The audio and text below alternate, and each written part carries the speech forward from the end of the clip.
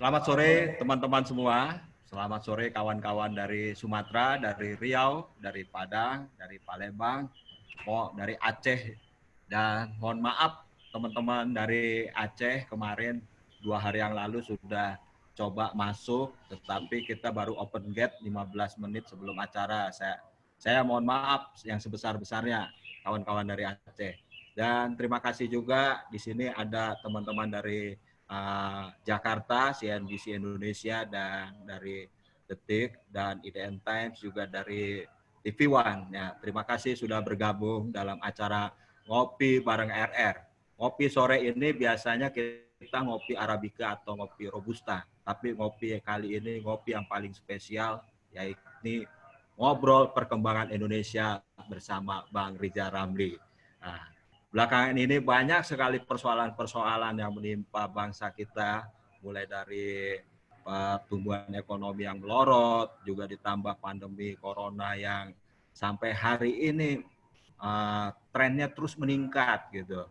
Nah, pemerintah tetap memaksakan new normal, edit lagi satu, new normal, edit dua, dan selanjutnya. Dan kita ingin tahu apa sebenarnya yang terjadi di bangsa kita belakangan ini. Dan terima kasih waktunya Bang Rizal sudah menyempatkan waktu dan waktunya untuk berdiskusi, berbincang-bincang dengan kami, kawan-kawan dari Sumatera, kawan-kawan dari Jawa, juga dari Jakarta. Terima kasih Bang Rizal. Untuk mempersingkat waktu, kita akan memaparkan kita akan memberikan kesempatan ke Bang Rizal untuk memaparkan pokok-pokok pikirannya, dan nanti setelah itu teman-teman yang ingin berpartisipasi, ingin bertanya, silakan silakan mengajukan pertanyaan. Nanti co-host kita akan membantu untuk mengatur alur komunikasi pertanyaan-pertanyaan teman-teman wartawan ke Bang Rizal. Dan selanjutnya kawan-kawan yang tidak sempat dijawab pertanyaannya bisa nanti melalui chatting room ditulis pertanyaannya.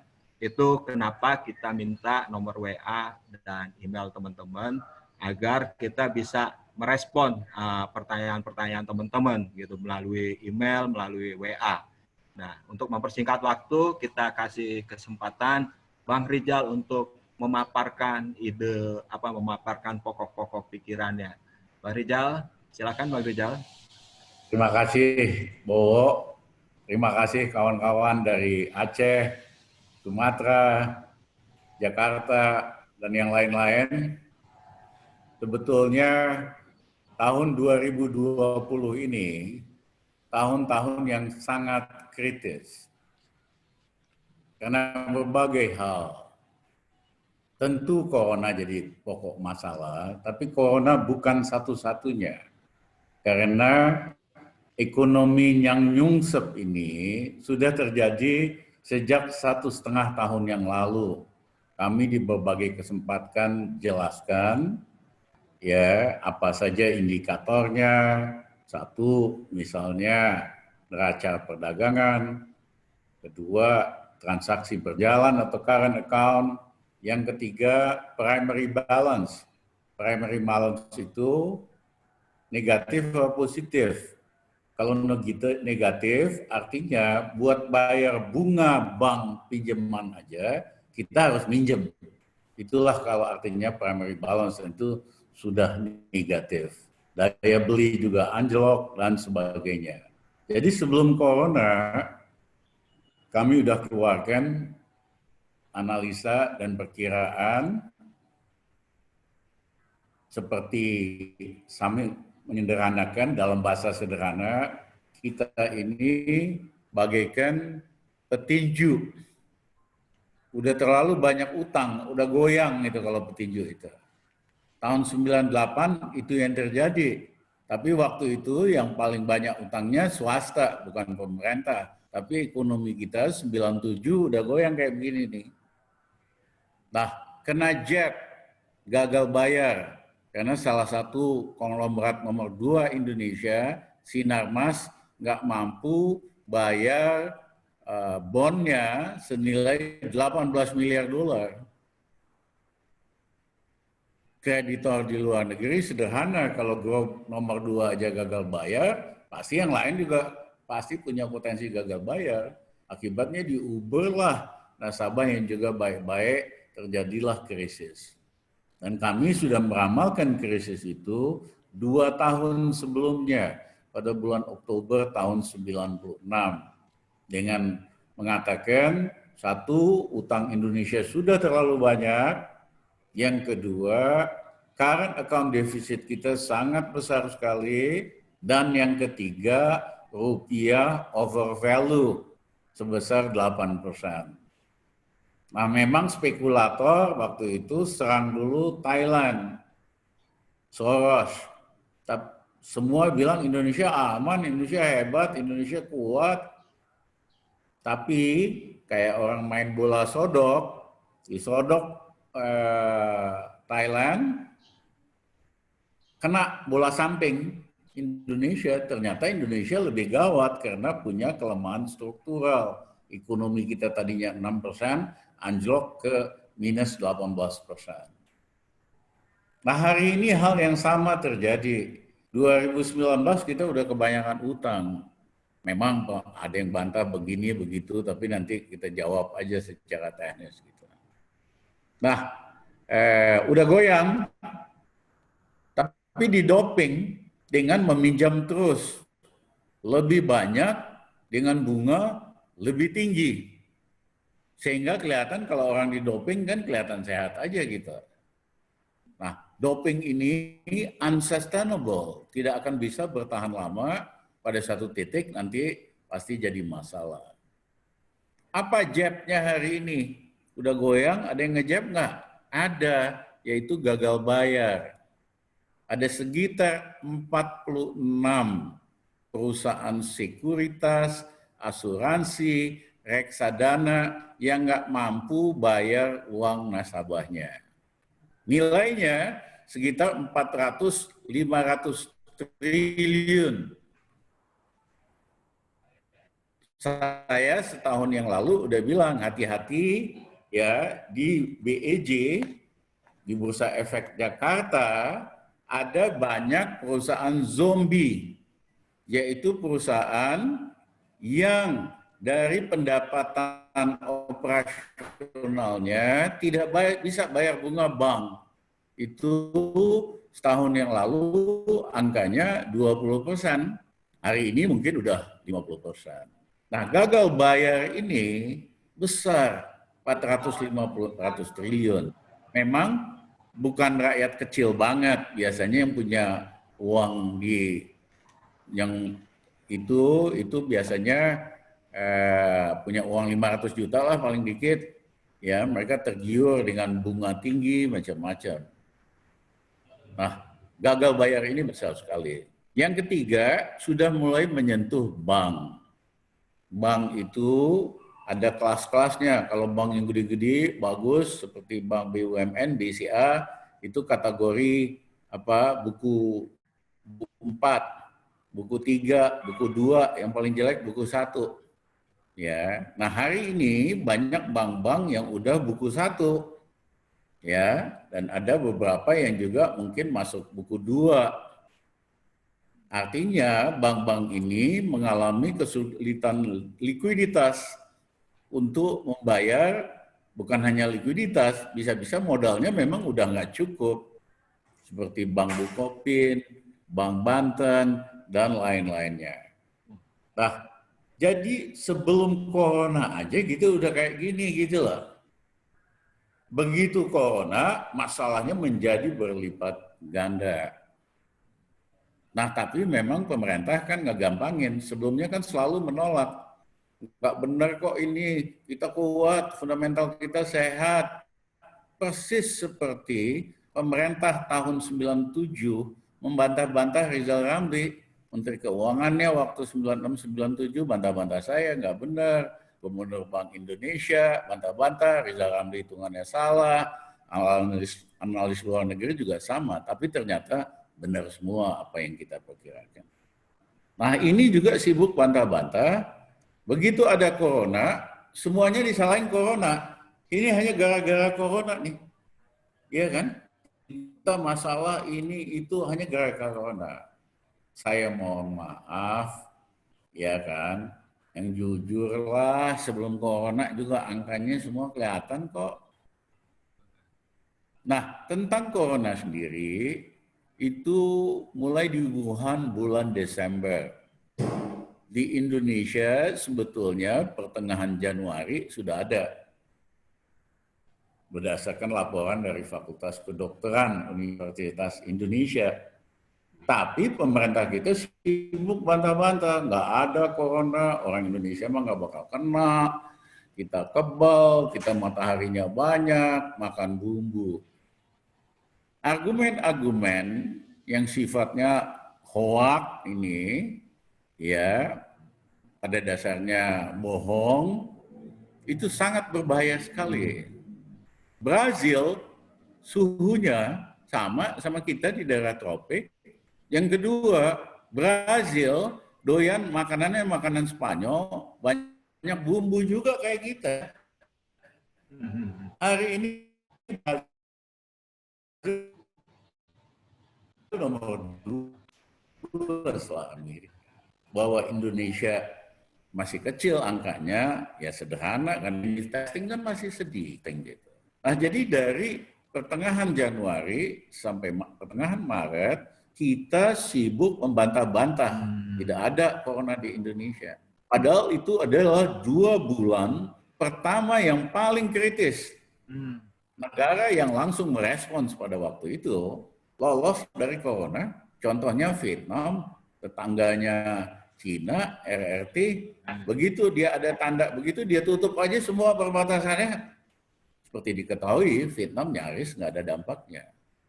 Kita yang terus kasih ucapan selamat datang terus sama TKA Cina, bahkan mau dikasih insentif, dan macam-macam.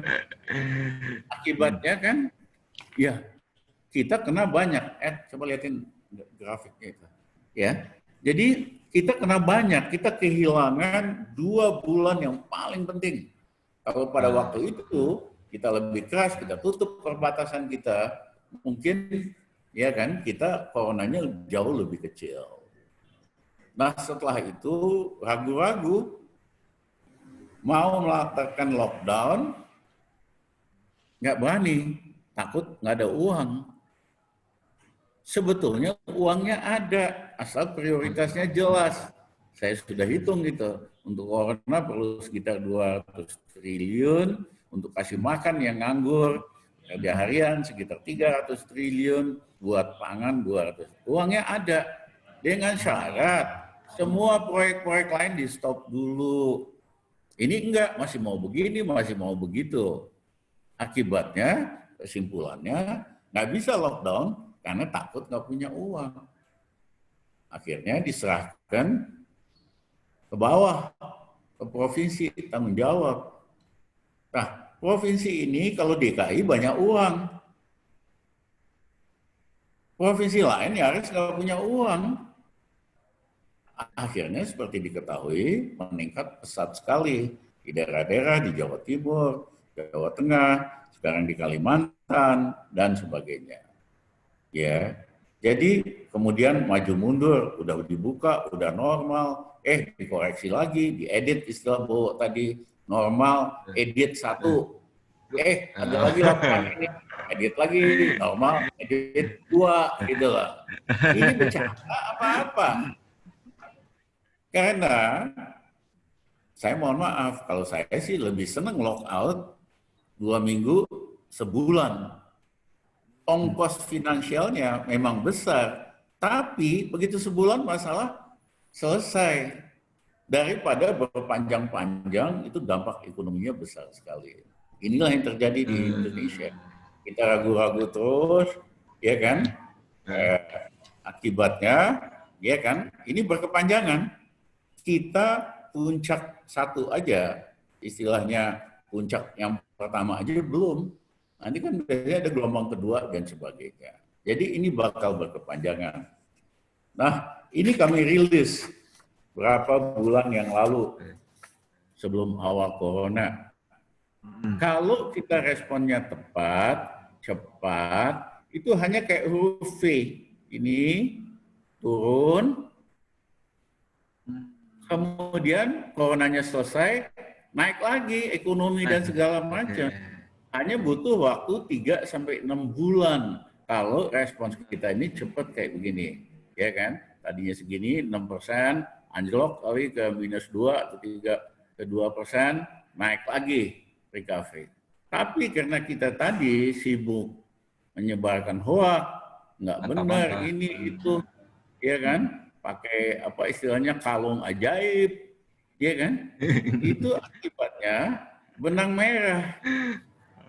Jadi ini akan lama, recovery-nya bisa kayak yang merah ini, baru recover 1 sampai 1,5 tahun yang akan datang. Persoalannya rakyat kita kuat nggak nungguin 1 tahun. Mohon maaf buat rakyat yang di bawah, sebulan lagi aja udah nggak sanggup. Untuk pengusaha di banyak daerah 2 bulan lagi aja udah ngos-ngosan. Jangan ngomong 1 tahun, 1,5 tahun dah.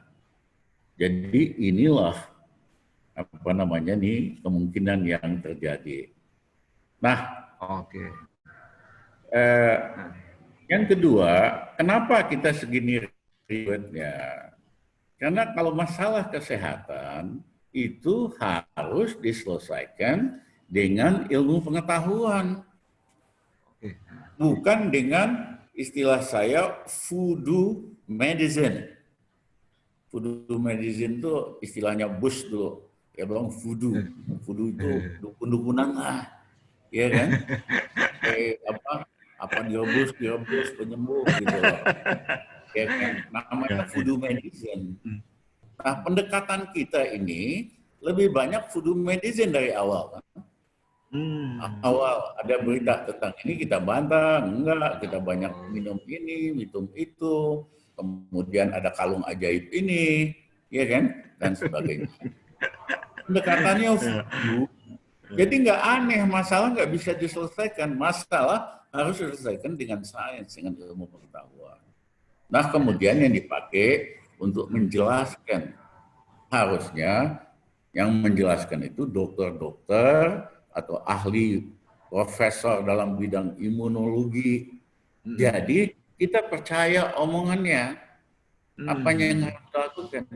Ini yang bicara orang yang nggak ngerti ilmu kesehatan, yang dibicara adalah influencer disewa, buzzer, ya kan? Disewa buat jelasin. Loh, mohon maaf, saya sih penggemar aktor siapa, artis siapa, tapi kalau ngomong kesehatan ya saya nggak percaya. Sebagai penyanyi, waduh saya kagum, suaranya bagus, ya kan? Sebagai ini. Tapi kalau dia ngomong kesehatan, masa kita percaya mereka yang benar aja? Akibatnya infonya pun bertolak belakang, akhirnya rakyat bukannya dapat penjelasan, malah bingung. Yang mana nih yang benar? Ya, nah demikian juga dengan ekonomi. Mohon maaf, cara kita menyelesaikan masalah saya sebut sebagai voodoo economics. Voodoo economics. Kayak sama juga kayak dukun-dukunan. Contohnya anggaran untuk krisis ini mula-mulanya 600 triliun. Seminggu kemudian diubah lagi 800 triliun.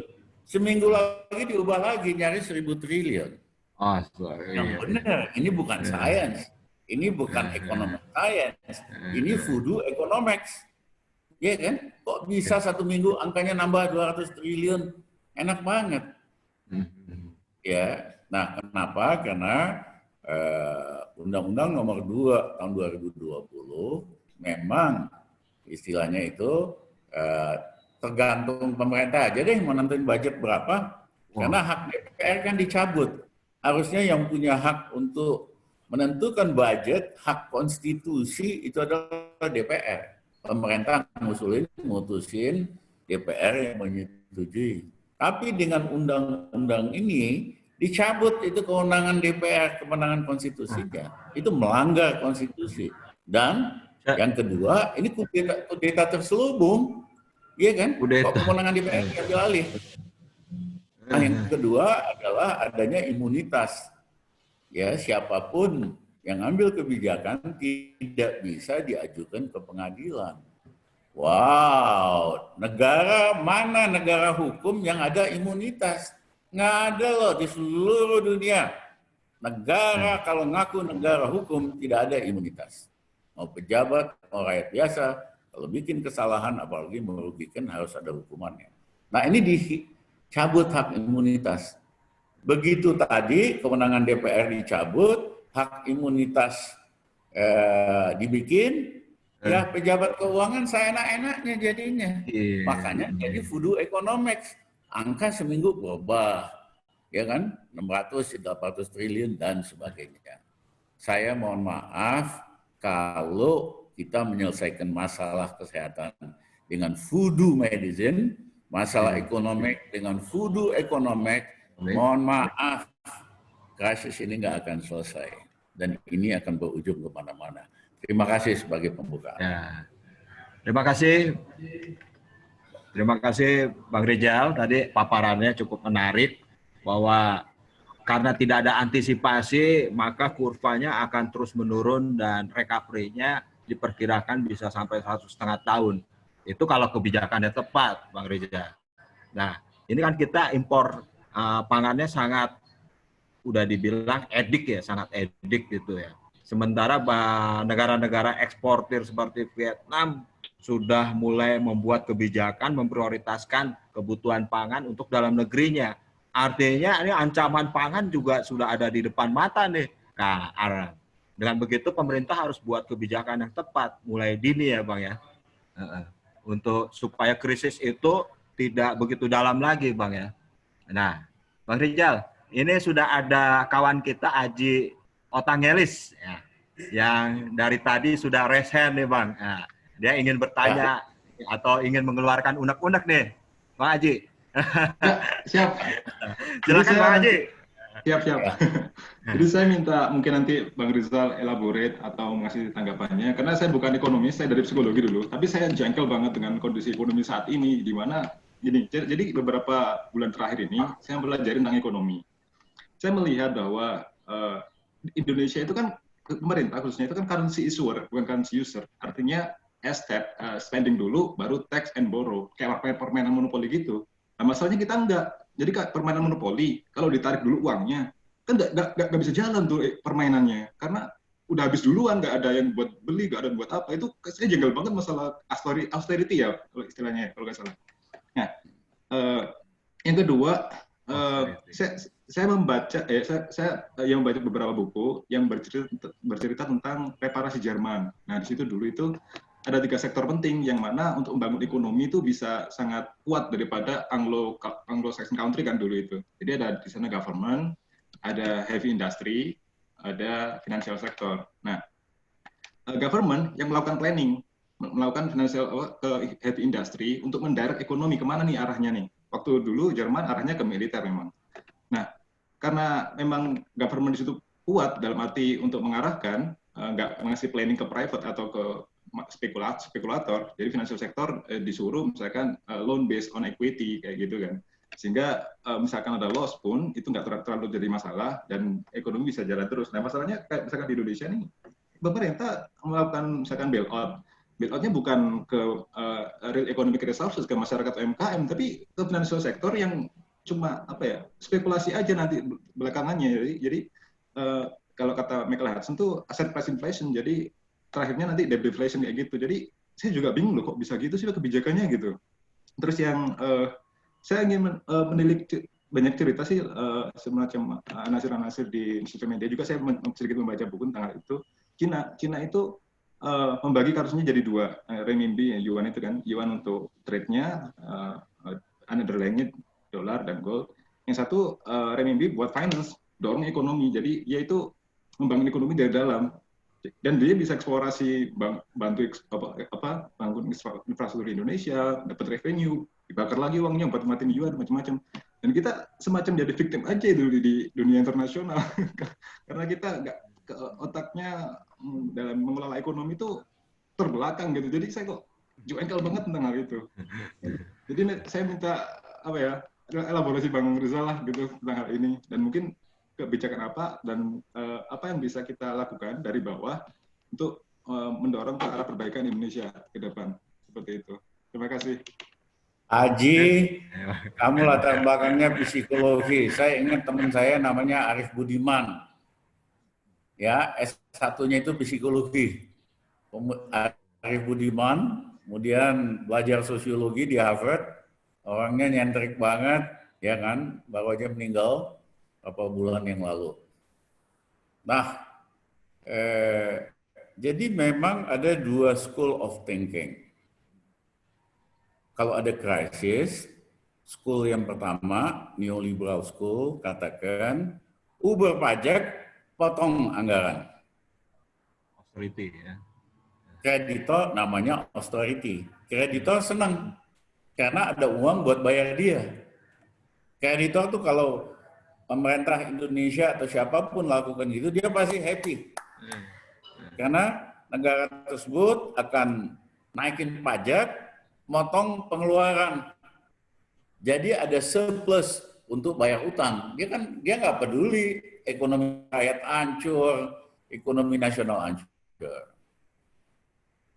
Pada saat saya diangkat jadi Menko, yang Gus Dur, Menko Perekonomian, akhir tahun 2000, saya langsung telepon ke Moody dan Standard & Poor di New York. Saya bilang saya mau terbang ke New York sama tim saya minta di rating segera pada waktu saya datang. Mereka bilang, Dr. Ramli nggak bisa, kita biasanya ratingnya pertengahan tahun. Saya bilang, enggak, kita lagi krisis, you need to help us. Akhirnya kita ke New York bulan Januari awal. Nah, di situ saya ada dua pilihan. Satu, strategi yang mereka pasti senang, yaitu kalau saya ngomong, saya akan austerity, tingkatin pajak, Uber, potong anggaran. Pasti senang, pasti rating Indonesia dinaikin. Rizal Ramli nggak mau dong cara konvensional begitu. Kita dari dulu terkenal Mr. Breakthrough, Mr. yang selalu terobosan. Saya bilang, kalau saya lakukan ini, kamu pasti senang rating Indonesia dinaikkan. Tapi saya nggak mau itu. Saya memilih yang kedua, yaitu growth strategy. Strategi buat memicu pertumbuhan ekonomi. Ya, caranya satu, biasanya kalau krisis, sektor real estate itu hancur. Karena, tapi dia kepalanya naga ekonomi. Nanti saya pulang, saya akan restructure sektor properti Indonesia. Ya, yang kedua, saya akan pompa daya beli yang menengah bawah. Otomatis nanti konsumen dalam negeri naik dan sebagainya dan lain-lain. Saya akan stabilkan harga, ekspor kita akan naikin 2 kali.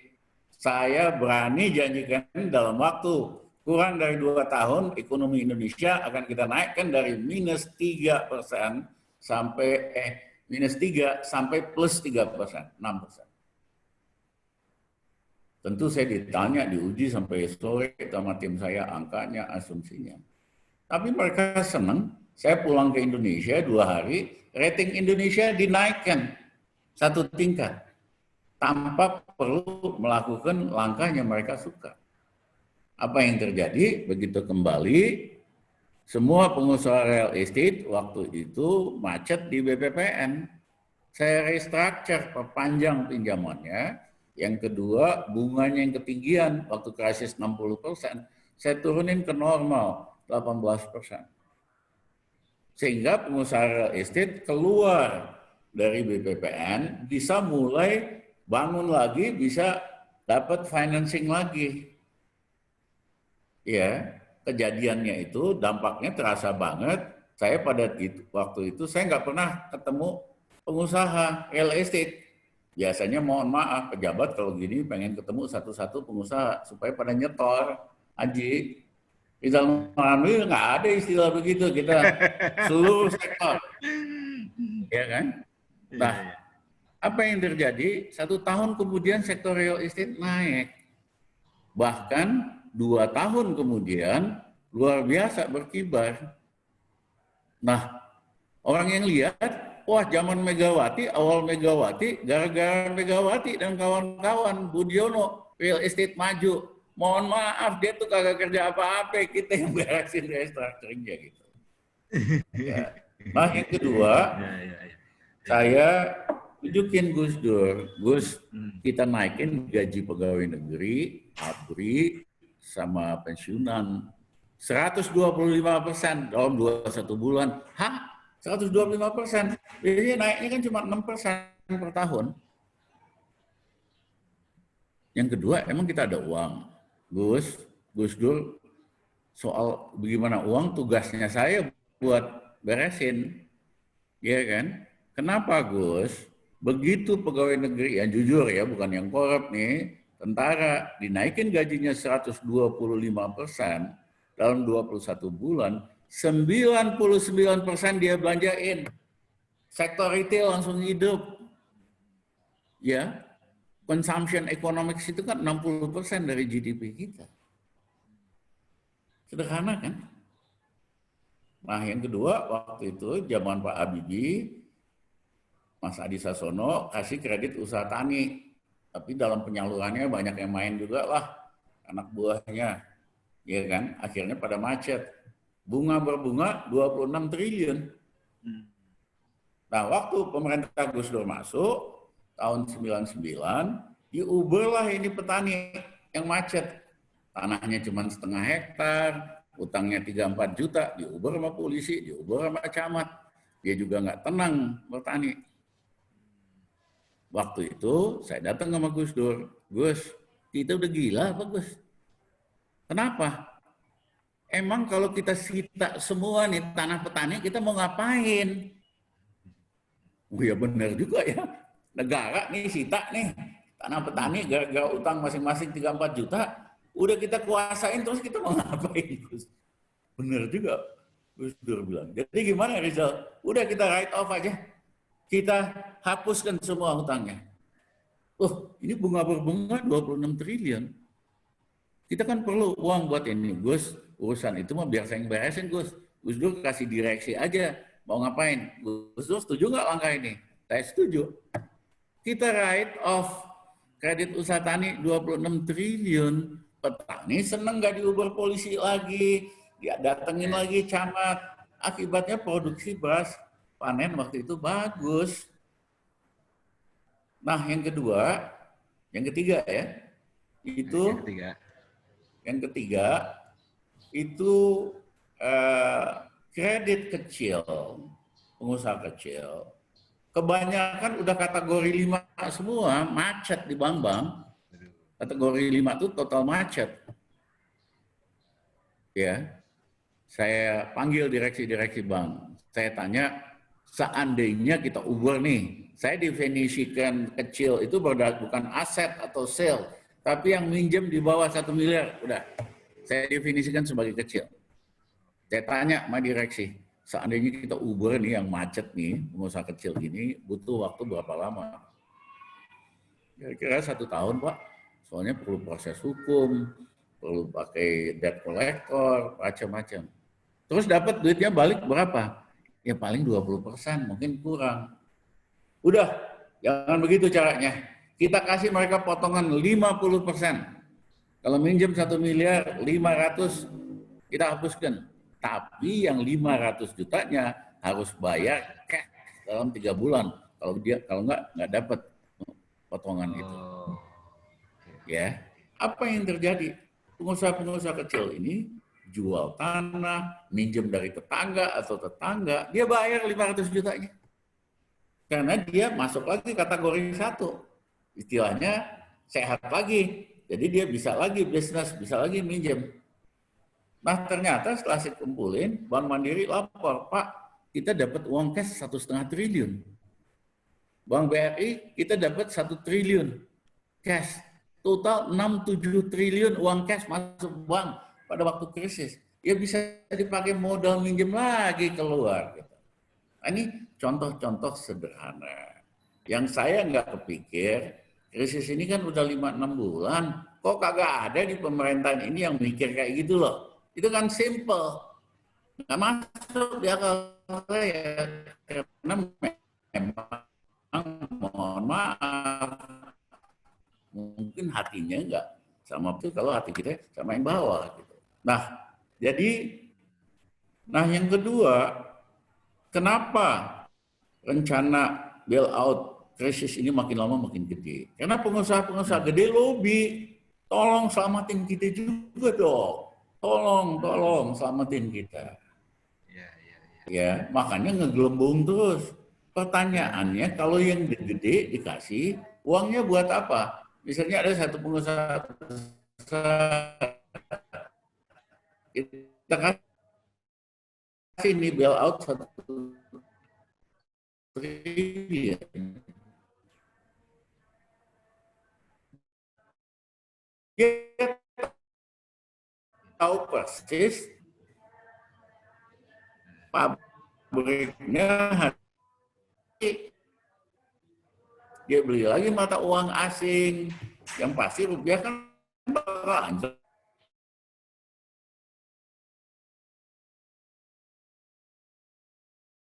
Yang kedua,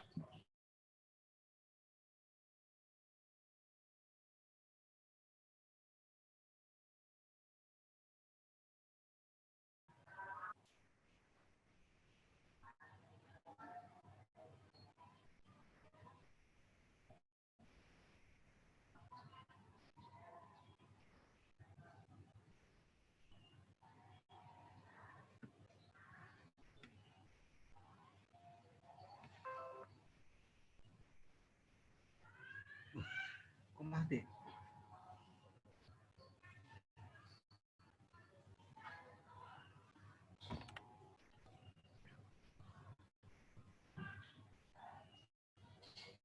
Ya, mohon maaf kawan-kawan, jaringan internet tidak begitu baik. Ya. Mohon maaf. Ada persoalan teknis sebentar.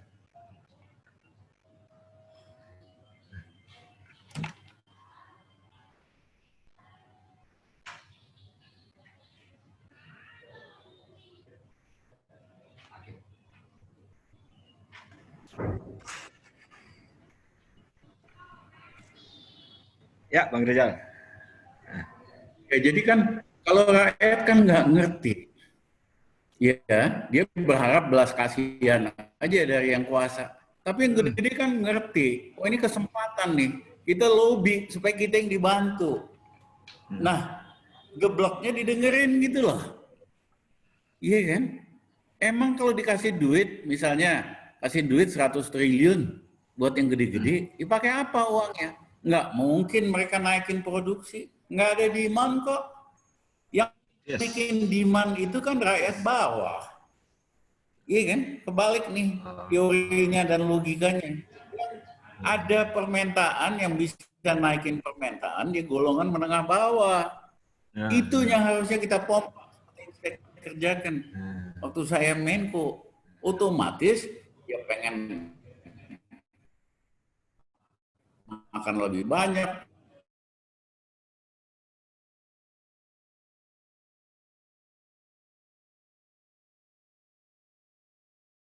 pengen beli ini lebih banyak, akhirnya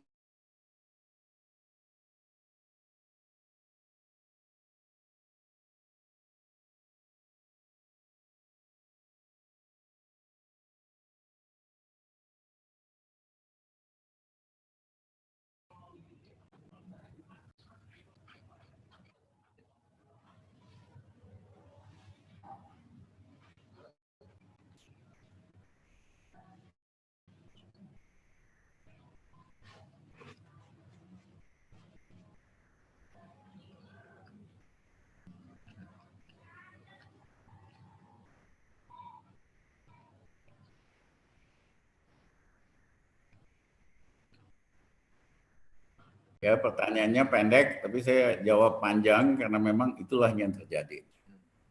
Apakah kita bisa keluar dari krisis ini? Bisa. Wong saya udah pernah buktikan kok saya masuk -3% pertumbuhan ekonomi, 21 bulan kita naikin 4,5%, 7,5%. Nggak susah-susah amat. asal ngerti makroekonomik yang benar. Iya kan? Yang ngomong makroekonomik ini kan pedagang.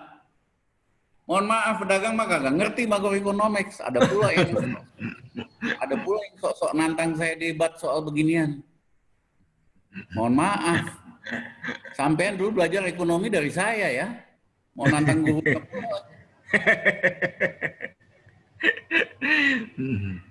Poin saya.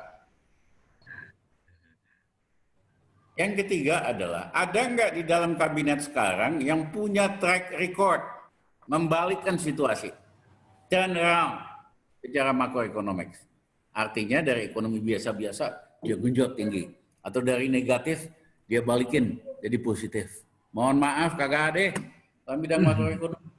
Yang ada skandal-skandal ekonomi, skandal Senturi, skandal ini, skandal itu. Jadi kalau bangsa kita berharap tim pemerintah bisa memperbaiki situasi, sampean ngimpi, nggak punya track record kok di masa lalu. Yang kedua, siapa di pemerintah kabinet ini yang punya track record bisa membalikkan situasi korporasi, BUMN maupun swasta? Siapa yang punya track record ngebalikin BUMN dari super negatif jadi positif, perusahaan swasta dari negatif? Mohon maaf, kagak ada. Kalau yang sok ngaku bisnis, ngerti ekonomi, ini kan KKN, bisnis KKN semua. Nah kalau boleh sombong dikit nih, Rizal Ramli pegang Bulog 1 tahun dari rugi naik 5 triliun. Itu yang dipakai membeli pesawat Sukhoi yang pertama. Rizal Ramli jadi Preskom Semen Gresik Group, tahun pertama untungnya hanya 800 miliar. Awal saya masuk 800 miliar, 1 tahun naik 1,8 triliun, 2 tahun naik 3,42 triliun. 4 kalinya baru gaji direksi karyawan kita naikkan. Siapa yang nyelamatin PLN nyaris bangkrut tahun 2000? Modalnya minus 9 triliun, aset hanya 50 triliun. Yeah. Maunya direksi PLN datang sama saya, Pak, pakai uang negara, suntik PLN. Saya kagak mau. Kalau kamu mau, kamu tanda tangan, mundur semua. Kagak ada yang mau. Kalau gitu kamu mesti ikutin cara saya. Gimana caranya, Pak? Lakukan revaluasi aset PLN. Ya, historis sama current value kan beda. Akibatnya aset PLN naik 50 triliun jadi 200 berapa? 10 triliun. Selisihnya saya masukin modal PLN dari negatif minus 9 triliun naik jadi 104 triliun, sisanya kita pakai modal kerja. PLN sehat sekali tanpa ngeluarin uang 1 peser pun. Atau cara saya nyelamatin Bank BII milik BPPN waktu itu. 9 kali dari Bank Senturi, kagak pakai uang sepeser pun. Saya panggil Edi Nelu, Dirut Mandiri, Anwar Nasution, yang lebih senior dari saya, Wakil Gubernur Bank Indonesia. Bang, besok kita mau selamatin BII. Caranya Bank Mandiri ambil over Bank BII. Tapi tidak boleh ada transaksi 1 perak pun. Saya hanya perlu ada payung kredibilitas and trust, yaitu Mandiri yang lebih gede. Yang kedua, saya hanya butuh waktu. Dilakukan. Direksinya saya ganti, itu Bank Chinese, setengahnya saya ganti Pribumi, setengah Chinese, kasih waktu. Apa yang terjadi? Dalam 10 minggu uangnya balik lagi. Habis itu saya panggil Edi Nelu, Dirut Mandiri. Besok umumin, kita batalin perkawinan ini kagak jadi. Belum pernah terjadi dalam sejarah Indonesia nyelamatin bank nggak pakai duit pemerintah. Biasanya selalu BLBI sejenis begitu. Nah, banyak lagi lah kalau saya mau ngedongeng gini mah. Ya, poin saya, kita udah ada 15 kali ngebalikin situasi. Ada nggak di dalam pemerintahan ini yang pernah punya track record memperbaiki perusahaan hancur jadi bagus? Mohon maaf, kagak ada. Ada orang-orang bisnis di situ, ya bisnis KKN, kebanyakan. Nah, jadi kembali tadi, Masalah kesehatan, solusinya voodoo medicine. Masalah ekonomi, solusinya voodoo economics. Yang ketiga, pejabatnya tidak punya track record membalikkan ekonomi ground secara makro maupun korporasi.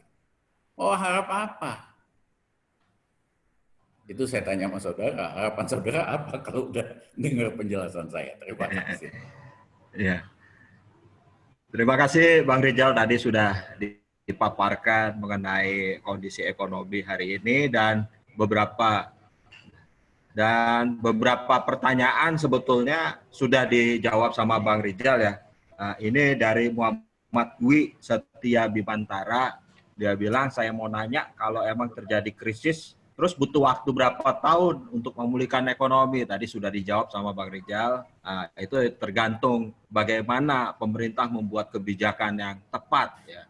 Dan lalu strategi apa yang digunakan dalam jangka pendek maupun jangka panjang? Tadi sudah dijelaskan juga sama Bang Rizal beberapa empirik yang pernah Bang Rizal lakukan, prestasi ketika menggenjot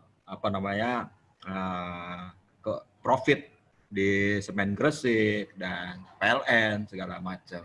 Dan pertanyaan dari Kakak Lina di Metro Riau tadi sudah dijawab sama Bang Rizal tadi. Jadi Kakak Lina kurang lebih seperti itu ya Kakak Lina ya. Ya. Terima kasih Kakak Lina, tadi pertanyaan menarik tapi sama ternyata sama teman-teman yang lain tadi, sama si Aji juga sama tadi pertanyaannya. Dan ini ada kawan kita Hana Adi dari IDN Times. Pertanyaannya adalah terkait kondisi saat ini, Bang. Proyeksi Bang Rizal, apakah Indonesia bakal resesi? Terus pelonggaran PSBB apakah efektif untuk mencegah pertumbuhan ekonomi kontraksi? Ya. Untuk mempersingkat waktu, mungkin Bang Rizal bisa langsung menjawab pertanyaan dari Hana Adi dari IDN Times. Ya, silakan, Bang.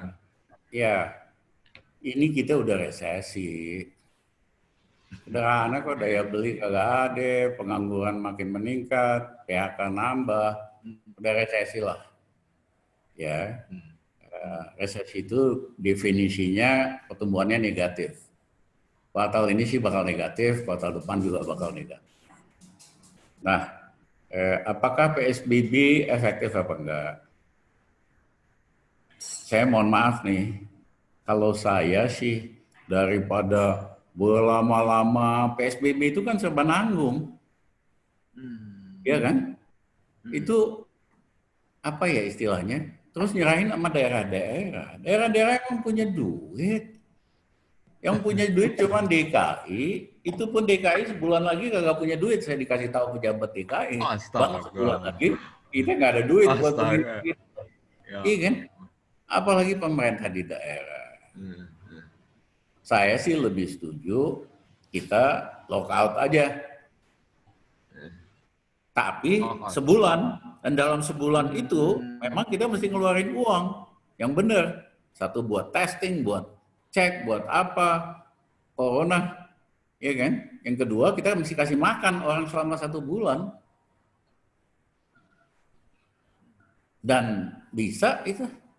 Yang ketiga ya kita genjot produksi pertanian. Genjot produksi pertanian itu kan nggak susah. Ya, jagung cuma 3 bulan, beras 4 bulan, kedelai cuma 2 bulan. Saya nanam sayur nih di belakang, cuma 4 minggu doang hidroponik, ya kan? Apalagi. Jadi kalau kita genjot ini, minimal rakyat kita nggak kelaparan. Saya cuma ingat kalimat yang saya sampaikan di beberapa kesempatan. Kalau orang Indonesia perutnya warak, perutnya kenyang, hatinya damai, pikirannya lurus. Tapi kalau perutnya lapar, hatinya panas, pikirannya mulai ngaco-ngaco. Sederhana aja. Kalau orang Indonesia perutnya warak, hatinya tenang, pikirannya lurus. Tapi kalau sebaliknya ya ngaco-ngaco lah. Ya kan? Nah, oleh karena itu penting produksi genjot pangan. Oke. Iya kan? Karena kita kan kerjaannya selama ini ya, mohon maaf lah, Pak Jokowi kan pidato awal kampanye, kita larang impor, kita naikin produksi pangan. Mohon maaf, bahan pidatonya memang waktu itu dari saya juga sih. Iya kan? Waktu kampanye di Surabaya, NU itu kan pidato begini-begini. Tapi begitu jadi pemerintah, ngangkat menteri yang doyan impor, menteri yang doyan ngutil dari impor, ngerugiin petani, dan sebagainya. Nah, mudah-mudahan gara-gara krisis ini kita introspeksi dah, kita sadar diri. Jangan lagi ngaco-ngaco. Ya, kita genjot. Nah, kalau petani disuruh ningkatin produksi, resiko COVID-nya kecil. Karena dia kan lebih jarang. Di lapangan cuman di tempat di sawah atau di ladang cuman dia sama keluarganya.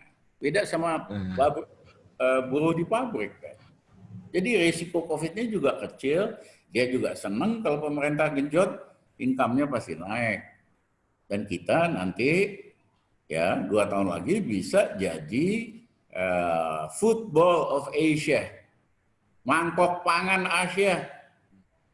Karena cuaca bagus, matahari banyak, air banyak, orang yang mau kerja banyak.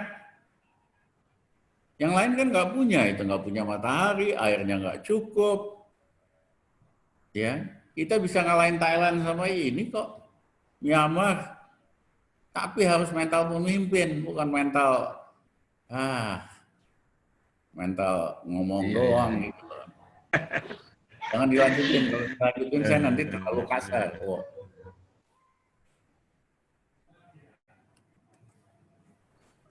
Ya, terima kasih Pak. Jadi menarik. Ya, tadi paparannya. Ya, teman-teman juga pertanyaannya hampir semuanya sama, tetapi ini dari Imanta Maulana dari rips.id. Nah, ini kan pertanyaannya begini Bang. Pemerintah kan berencana untuk menempatkan dana 30 triliun ke Bank Himbara. Nah, menurut Bang Rizal, apakah langkah tersebut bisa efektif untuk mendongkrak perekonomian ke depan? Ya, silakan Bang. Loh, saya mesti ngomong hati-hati nih ya. Karena satu, dikasih ke bank-bank pemerintah Himbara 30 triliun.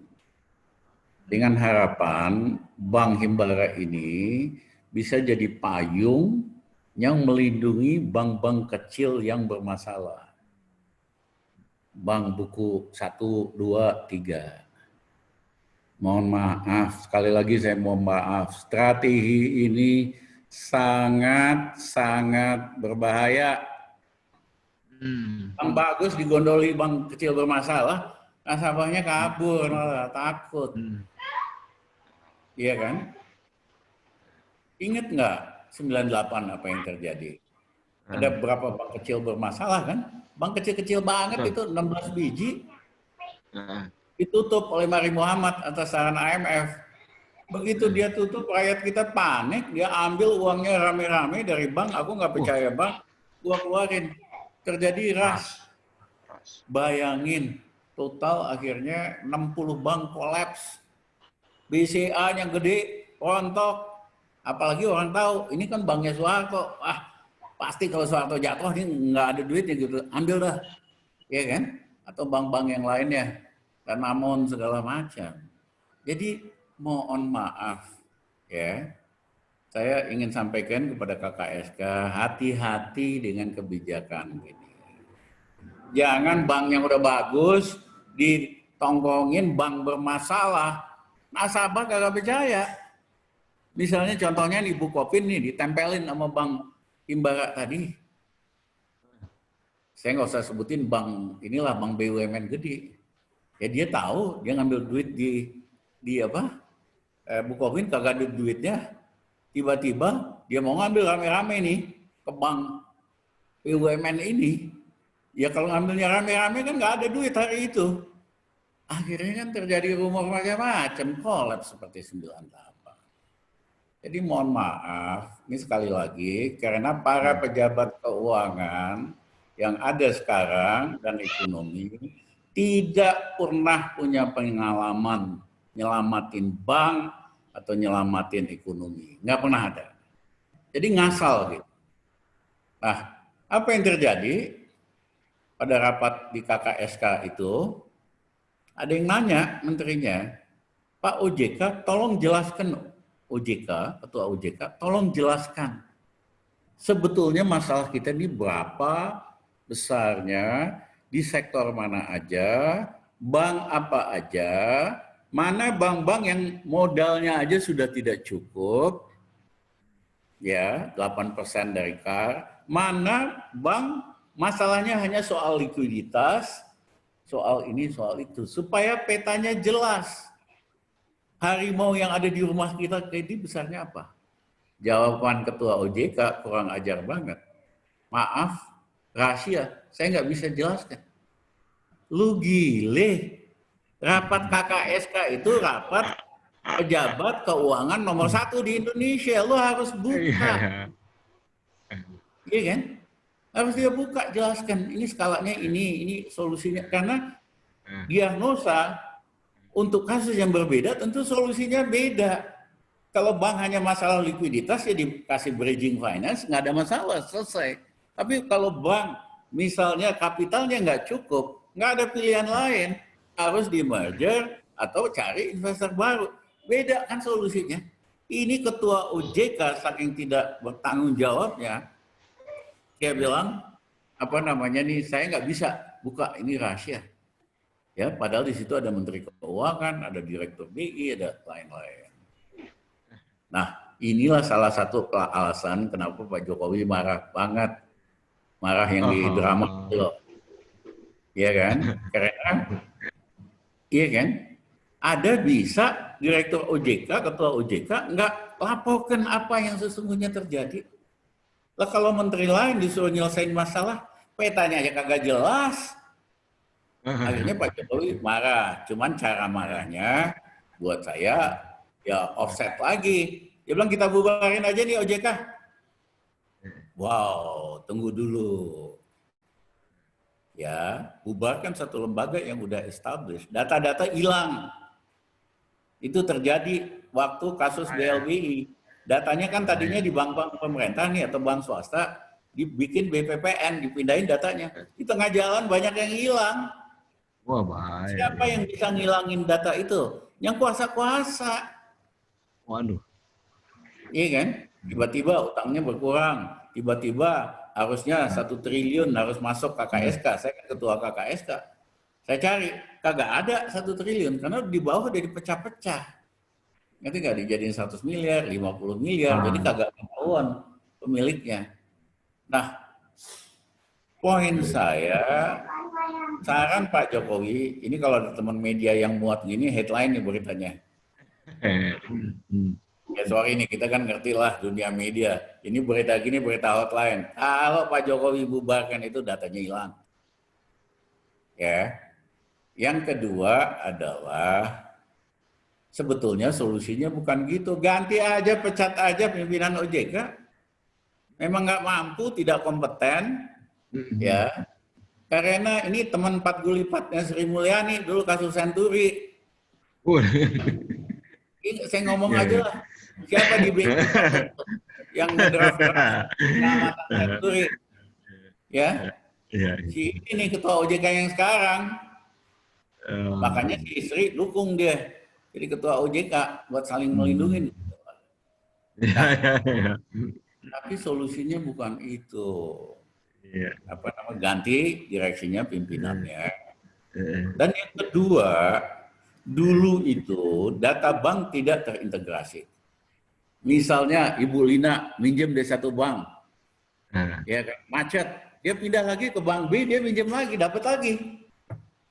Nanti di B macet, dia pindah lagi ke C. Ya terus, karena nggak ada data yang terintegrasi. Hari ini karena undang-undang OJK, data semua ada terintegrasi. Nah, harusnya data yang sangat besar ini bisa pakai baca tren apa aja, kecenderungan apa aja, bakal macet apa. Cuman pejabatnya kagak ngerti memanfaatkan big data gitu. Karena bapak-bapak birokrat yang nggak pernah proses data sendiri juga kan. Ini sorry nih. Nah, padahal dia bisa itu. Kalau saya sih mohon maaf, saya hire anak-anak muda yang jago kan, big data, umur 20, 30, lu proses ini data ini, gue pengen tahu ini, pengen tahu macet ini, sektornya di sektor apa, kemungkinan apa. Wah, sebagai researcher, saya kan pada dasarnya researcher, pesta saya punya data segede gitu. Saya tahu kok, misalnya, ya, si adik Mulyana nih, macetnya berapa, kasusnya apa. Ya, aku, Irfan, saya bisa tahu. Iya kan? Jadi saya bisa bikin sistem buat preventif. Oh, Nah, gitu. pejabat OJK ini mantan-mantan birokrat yang proses data juga nggak pernah dulu, kan nyuruh biasanya asistennya. Selalu tuh kalau di birokrasi. Ya kan, anak muda, kamu kumpulin data ini, data itu. Dia sendiri nggak pernah proses. Nggak pernah juga tahu kualitas data. Ya, jadi saya mohon, ini boleh di-quote, saya mohon ke Pak Jokowi, jangan bubarkan OJK. Itu sama dengan menciptakan masalah baru, karena nanti data-datanya bakal hilang, seperti kasus transfer utang data dari bank-bank ke BPPN dalam kasus BLBI. Yang kedua, solusinya ya gantilah sama yang lebih mampu, yang lebih ini. Hilangin perkoncoan. Siapa namanya di Rut OJK ini? Wimbo Santoso. Ah, Wimbo. Ini kan geng Solo nih. Iya kan? Janganlah milih orang hanya gara-gara dari Solo. Gitu loh. Iya. Indonesia kok. Iya. Itu. Jadi jangan primordial lah gitu kan. Banyak anak-anak pintar di Indonesia. Iya. Cuma ubuk-ubuk di Solo doang. Wah, terima kasih Bang tadi. Pertanyaan dari saudara. By the way, Gubernur BI juga dari Solo. Gitu. Jangan atur Indonesia ubuk-ubuk di Solo doang. Banyak orang pintar kok di seluruh Indonesia. Siap. Terima kasih Bang. Tadi paparan Abang, ya kan, jawaban dari Saudara Imanta Maulana tadi sudah dijawab oleh Bang Rijal bahwa dana. Ini banyak yang sebetulnya bisa jadi berita headline nih, angle-nya tadi. Teman-teman kan jago lah, yang ngerti ini. Pasnya headline ini semua. Bang, terkait OJK berarti analoginya begini Bang ya. Kalau kita mau bunuh macan, jangan juga bakar hutan ya gitu Bang ya. Oh iya dong. Bener dong. Bahaya sekali. Iya. Oke Bang. Bang, beberapa prediksi Abang kan hari ini selalu tepat nih Bang. Abang beberapa tahun yang lalu bilang bahwa PLN akan mengalami kerugian dan faktanya itu kerugiannya sampai 500 triliun. Itu tepat Bang. Terus kemudian 2 minggu atau 3 minggu yang lalu Abang juga bilang bahwa rupiah akan melemah lagi. Nah, sekarang kondisinya juga seperti itu Bang. Tepat lagi Bang. Ini kan kayak Abang punya six sense aja nih. Nah, ya benar. Berbahaya. Kita bukan dukun, nggak punya six sense. Nih, ya, Bang. Ada si Hana nanya lagi Bang dari IDN Times sih Bang. Proyeksi di kuartal ketiga ini minusnya sampai berapa sih Bang katanya? Sudah ada kalkulasinya apa belum gitu? Belum, nanti kita umumin kuartal kedua lah. Siap. Dan mungkin Kalina ada pertanyaan? Kalina? Atau Ade Mulyana dan rekan-rekan yang ada di diskusi kita hari ini, mungkin ada pertanyaan yang bisa disampaikan langsung ke Bang Rijal. Oh ya. Kalau enggak sih, saya kira udah cukup. Bahannya udah banyak kok tadi ini. Iya. Ini satu lagi nih Bang, si Aji Bang. Dia nanya, akhir dari COVID kah menuju digital currency katanya Bang. Since model ekonomi kita tergantung pada investasi dan utang asing. Bisa crowding out nih, bisa cuma jadi bangsa buat market doang. Bagaimana tanggapan Bang Rijal? Tentu gara-gara transformasi ke arah sesuatu yang digital sudah berlangsung lama. Tapi ketika ada pandemik ini, speed dari transformasi lebih cepat. Contohnya retail lewat online, dulu nggak ada apa-apanya. Hari ini mau tidak mau, ya, dan sebagainya. Jadi online ini, digital ini mau nggak mau will be with us. Ya, dipercepat dengan kasus pandemik ini. Nah, apakah uang digital merupakan solusi? Saya kira hati-hati juga. Kita jangan setiap orang mau nyoba apa, kita coba. Ya kan? Karena apa? Uang digital itu risikonya tinggi banget. Ya kan? Kemungkinan dihack, kemungkinan disalahgunakan itu besar sekali. Ya. Jadi hati-hati. Karena juga ada yang banyak ngomong, oh ini mah gampang, kita cetak uang aja pakai new theory of money. Ini yang ngomong ini pedagang, ya, new monetary theory, nggak ngerti ekonomi banget, tapi videonya kemana-mana, seolah-olah ini bisa diselesaikan dengan nyetak uang aja. Aduh, lupa bahwa Indonesia punya 2 pengalaman. Akhir masa Bung Karno, Gubernur Bank Sentral Yusuf Muda Dalem cetak uang. Akibatnya apa? Inflasi naik 1000%. Yang kepukul siapa? Rakyat biasa. Harga-harga barang naik 1000%. Akhirnya kan terjadi krisis politik. Tahun 98 sama.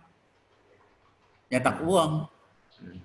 Ya, waktu itu saking orang mau narik uangnya nggak ada uang cash.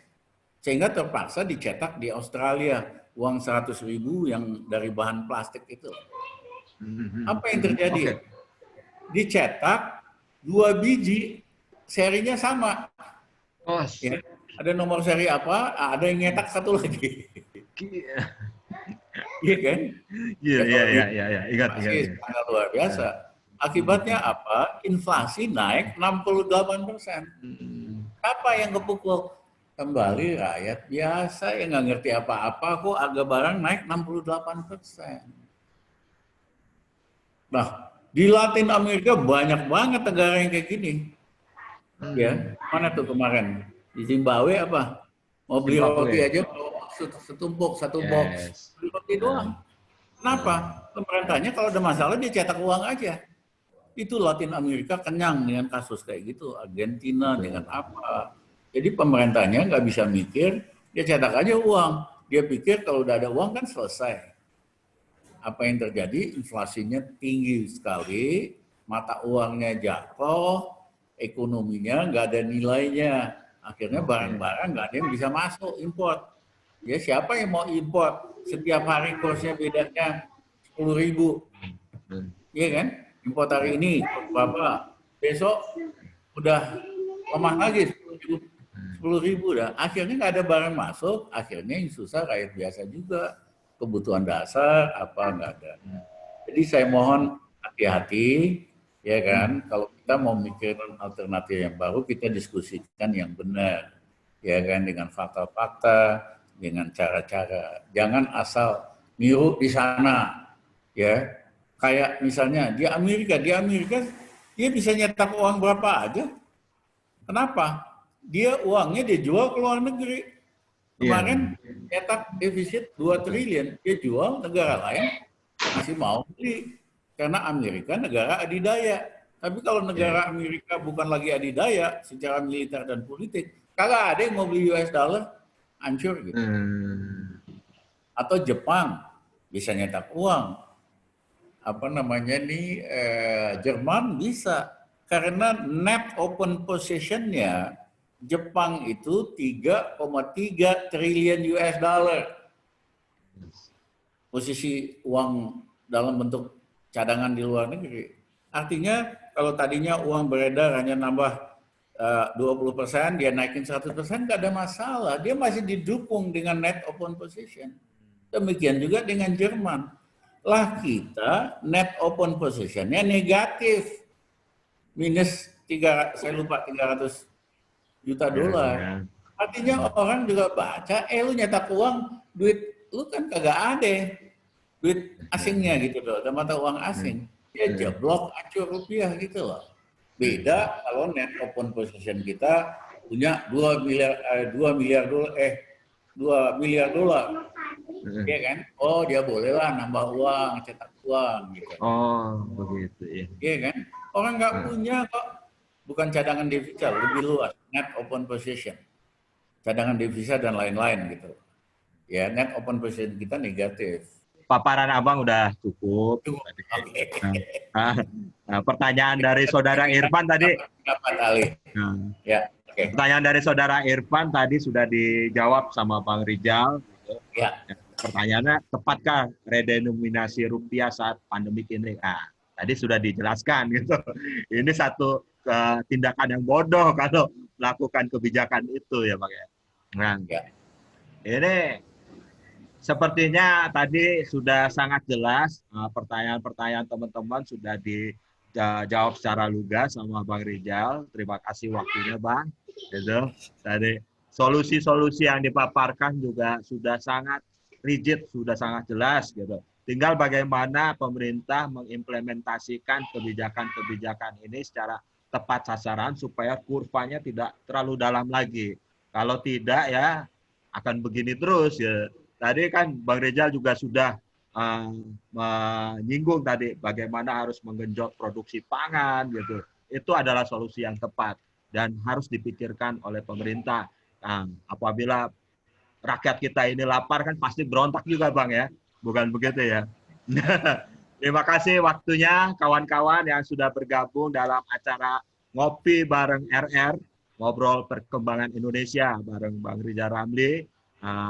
Sudah berpartisipasi, sudah melontarkan pertanyaan-pertanyaan, dan terima kasih juga Bang Rijal atas waktunya sudah menyampaikan solusi-solusi untuk menjawab permasalahan-permasalahan bangsa yang terjadi sekarang ini, mulai dari permasalahan bagaimana mengatasi perekonomian di saat pandemi corona dan segala macam. Terima kasih waktunya Bang, tetap semangat. Terima kasih Bu dan kawan-kawan semua. Saya lihat masih muda-muda, mestinya jauh lebih semangat dari saya. Terima kasih. Terima kasih, tetap semangat Bang, jaga kesehatan, selalu sehat.